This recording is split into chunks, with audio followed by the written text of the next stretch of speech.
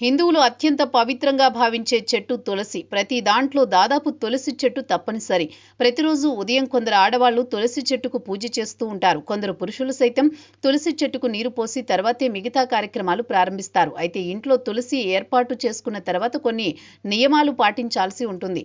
ఈ నియమాలు పాటించకపోవడం వల్ల అరిష్టాలు జరిగే అవకాశం ఉందని కొందరు పండితులు చెబుతున్నారు. ఇంతకీ తులసి చెట్టు ఏర్పాటు చేసుకునే సమయంలో ఎలాంటి నియమాలు పాటించాలి, ఎలాంటి విషయంలో జాగ్రత్తగా ఉండాలి?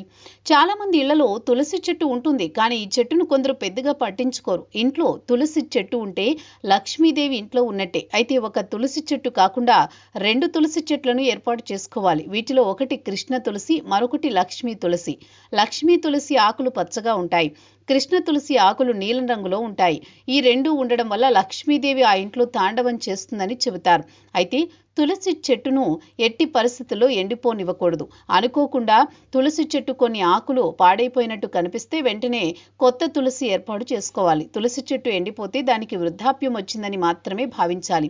ఇలా ఎండిపోయిన చెట్టును జాగ్రత్తగా తీసివేసి నీటిలో వెయ్యాలి. ప్రతిరోజు తులసి చెట్టుకు పూజ చేయడం వల్ల సకల దేవతలకు పూజలు చేసినట్టేనని కొందరు ఆధ్యాత్మిక పండితులు చెబుతూ ఉంటారు. ఎందుకంటే తులసిలో గంగా, యమున, సరస్వతి దేవతలు కొలువై ఉంటారని భావిస్తారు. అలాగే తులసిలో మట్టిని కాస్త తీసుకుని దానిని స్నానం చేసే నీటిలో వేసుకుని స్నానం చేయడం ద్వారా నదీ స్నానం చేసినంత పవిత్రతను కలిగి ఉంటుందని అంటారు. తులసి చెట్టు మధ్య భాగంలో కోటి దేవతలు ఉంటారని భావిస్తారు. అందులో తులసి చెట్టుకు ఎప్పుడు పూజ చేయడం వల్ల ఈ దేవతలందరి అనుగ్రహం పొందవచ్చని అంటారు.